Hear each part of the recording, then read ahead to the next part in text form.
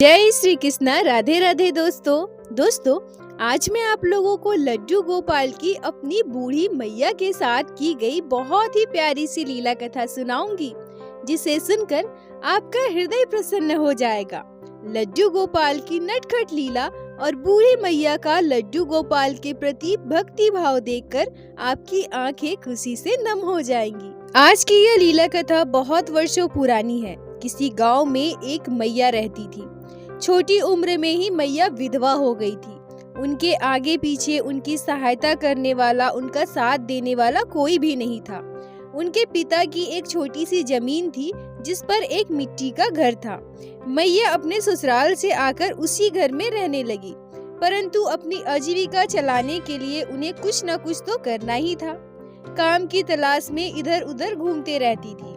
अंततः गांव के मंदिर में पुजारी जी ने उन्हें मंदिर की साफ सफाई का काम दे दिया। अब मैया सुबह उठकर मंदिर चली जाया करती थी, मंदिर की साफ सफाई करती थी, पूजा के लिए फूल लाती थी, फल धोती थी, पुजारी जी का पूजा के अन्य कामों में हाथ बटाती थी। और वहाँ से पुजारी जी अपने हाथ से जो फल या मिठाई, कभी कुछ पैसे दे देते थे, उसी से मैया का गुजारा चलता था। वह मंदिर भगवान श्री कृष्ण का था। मैया को धीरे धीरे भगवान श्री कृष्ण के प्रति आस्था भक्ति होती गई। अब तो ऐसा था कि मैया अपना अधिकतर समय मंदिर में ही व्यतीत करने लगी। पुजारी जी मंदिर की पूरी जिम्मेदारी मैया पर छोड़ चुके थे। ऐसे ही दिन बीतने लगे। एक दिन मैया मंदिर में भगवान श्री कृष्ण के आगे हाथ जोड़कर बैठ जाती है और उनसे कहती है कि अब मेरी उम्र बढ़ रही है, मेरे आगे पीछे मेरा कोई नहीं है। इस जगत संसार में मैं बिल्कुल अकेली हूँ। हे मेरे कन्हैया, मेरी क्या गलती थी जो आपने मुझे इस जगत संसार में बिल्कुल अकेला कर दिया। कल को अगर मुझे कुछ हो जाए तो मुझे पानी देने वाला भी कोई नहीं है। यह बोलकर मैया भगवान श्री कृष्ण के आगे रोने लगी। मंदिर के पुजारी जी उनकी बातें सुन रहे थे। पुजारी जी मैया से कहते हैं कि बेटा, तुम परेशान मत हो। जो इस जगत संसार के स्वामी हैं, उनके आगे तुम हाथ जोड़कर बैठी हो और अपने आंखों से आंसू गिरा रही हो, यह कभी व्यर्थ नहीं जाएगा। पुजारी जी मैया से कहते हैं कि एक बात हमेशा याद रखना कि हमारे साथ जो होता है उससे हमें दुख तो बड़ा होता है, पर शायद वही हमारे लिए अच्छा होता है, क्योंकि भगवान हमें वही देते हैं जो हमारे लिए अच्छा होता है, और इंसान को अपने कर्मों का फल तो यही भोगना पड़ता है। पुजारी जी की बात सुनकर मैया और ज्यादा भावुक हो जाती है और रोने लगती है। तभी पुजारी जी मंदिर के प्रांगण में बने अपने कमरे के अंदर जाते हैं और वहाँ से एक छोटे से प्यारे से लड्डू गोपाल का विग्रह लाकर मैया की झोली में डाल देते हैं और कहते हैं, ये लो बिटिया, ये है मेरे लड्डू गोपाल और आज से तुम इनकी सेवा करोगी। मैया तो श्री कृष्ण की परम भक्त थी, इसलिए उन्हें लड्डू गोपाल के बारे में भी पूरी जानकारी थी। लड्डू गोपाल को अपने आंचल में पाकर मैया प्रसन्न हो गई और बाबा का धन्यवाद देते हुए कहती है, बाबा, आप मुझे अपने लड्डू गोपाल दे रहे हो? तब बाबा कहते हैं कि नहीं नहीं बेटा, मेरे पास 2 लड्डू गोपाल हैं। तुम बहुत दुखी हो, इसलिए मैंने तुम्हें अपना एक गोपाल दे दिया। आज से तुम इनकी सेवा करना और देखना, कभी तुम्हें दुख नहीं होगा। लड्डू गोपाल हमेशा तुम्हारे साथ होंगे। पर एक बात याद रखना बेटा, मेरे लड्डू गोपाल से मैं बहुत प्रेम करता हूँ। इनमें मेरे आत्मा बसी है। तुम कभी भी इन्हें दुखी मत करना। तुमसे जितना हो सके तुम इनकी सेवा करना। मैया लड्डू गोपाल को लेकर खुशी खुशी घर वापस आ गई और उसी दिन से लड्डू गोपाल की सेवा बहुत ही प्यार से करने लगी। मैया सुबह उठकर लड्डू गोपाल को जगाती, उन्हें स्नान करवाती, उनका श्रृंगार करती और मंदिर से जो भी फल मिठाई लेकर आती उसे लड्डू गोपाल को भोग लगाती। मैया लड्डू गोपाल की सेवा बहुत ही जतन से, बिल्कुल एक छोटे बच्चे की तरह करने लगी। धीरे धीरे मैया की उम्र बढ़ने लगी। काफी वर्ष बीत गए। मैया अब बुढ़िया हो गई। एक बार मैया बहुत अस्वस्थ थी। वो मंदिर भी नहीं जा पा रही थी। उन्होंने मंदिर में कहलवा दिया कि अभी मेरी तबीयत ठीक नहीं है, तो अभी मैं कुछ दिन नहीं आ पाऊंगी। इसी बीच दीपावली का त्योहार आया। सभी बच्चों के माता पिता उन्हें नई पोशाक, पटाखे, मिठाइयाँ दिलवा रहे थे। अम्मा के पास तो पैसे ही नहीं थे। उनके पास इतने पैसे भी नहीं थे कि वो लड्डू गोपाल के लिए पोशाक ले सके। आज तक ऐसा कभी नहीं हुआ जो मैया दीपावली के त्योहार में लड्डू गोपाल को नई पोशाक न पहनाई हो।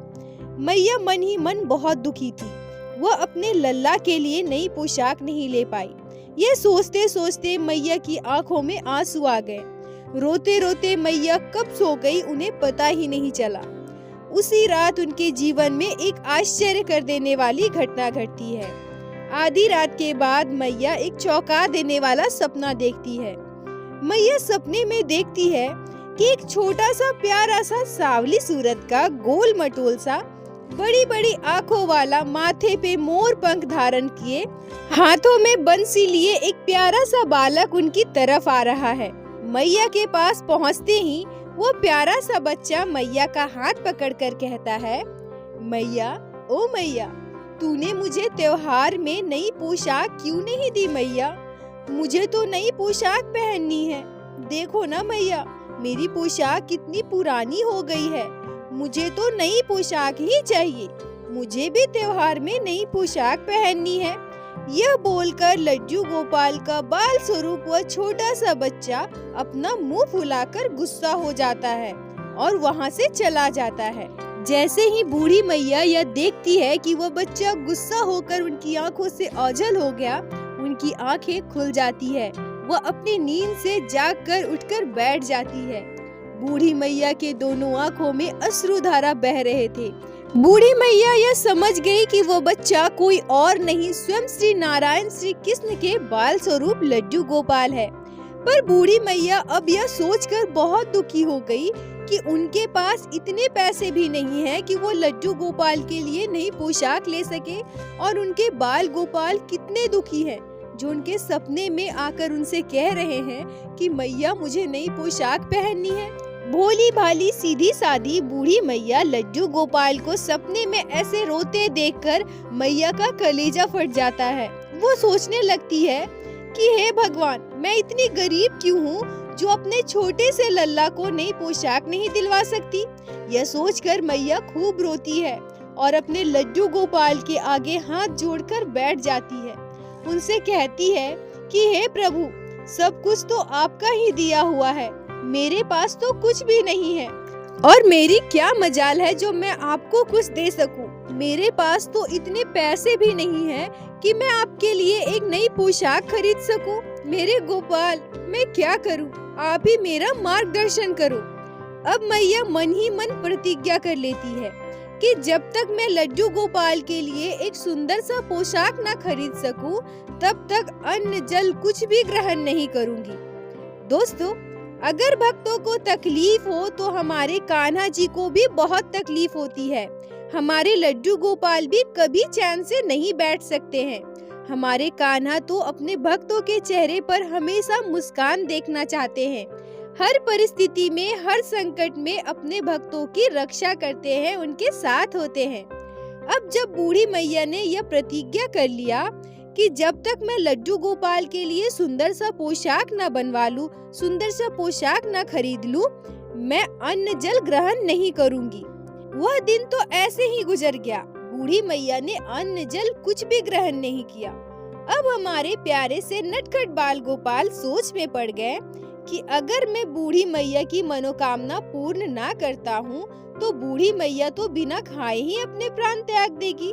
नहीं नहीं, ये नहीं हो सकता। अगले दिन हमारे प्यारे से लड्डू गोपाल मैया के सपने में स्वयं आते हैं और उनसे कहते हैं, मैया, ओ मैया, मुझे नई पोशाक नहीं चाहिए मैया। तू इतनी तकलीफ में मत रहा कर। देखना मैया, तेरा लल्ला कितना सुंदर है। पुराने पोशाक में भी तेरा लल्ला कितना सुंदर लग रहा है। तेरे लल्ला को तो कुछ भी नहीं चाहिए। तू उठना मैया, खाना खा ले। इतना सुनते ही बूढ़ी मैया की नींद खुल जाती है। पर अब तो बूढ़ी मैया हठी बन चुकी थी। वो सोच ली, अब तो मैं अपने लल्ला की भी बात नहीं सुनूंगी। जब तक मैं अपने लड्डू गोपाल की नई पोशाक ना ले लूं, मैं तो अंजल ग्रहण ही नहीं करूंगी। बूढ़ी मैया सो रही थी कि अचानक से उन्हें यह आभास होता है कि उनके छोटे से बाल गोपाल उनके पास से गुजर कर गए हैं। मैया को यह आभास होते ही वो आश्चर्य होकर उठ जाती है। वो बिल्कुल चौंक जाती है, उनके शरीर के रोंगटे खड़े हो जाते हैं। मैया रोते हुए अपने गोपाल के पास जाती है और उनसे कहती है, हे मेरे लड्डू गोपाल, इस अभागन पर कृपा करो। मैं ऐसे ही बिना अन्न जल खाए अपना देह त्याग दूंगी, पर कभी भी किसी से कुछ नहीं मांगूंगी। और अभी मैं इतनी बीमार हूँ कि मैं बाहर जाकर कुछ पैसे कमा सकूं, जिससे मैं तुम्हारे लिए नई पोशाक ला सकूं, मुझ में इतनी भी हिम्मत नहीं है।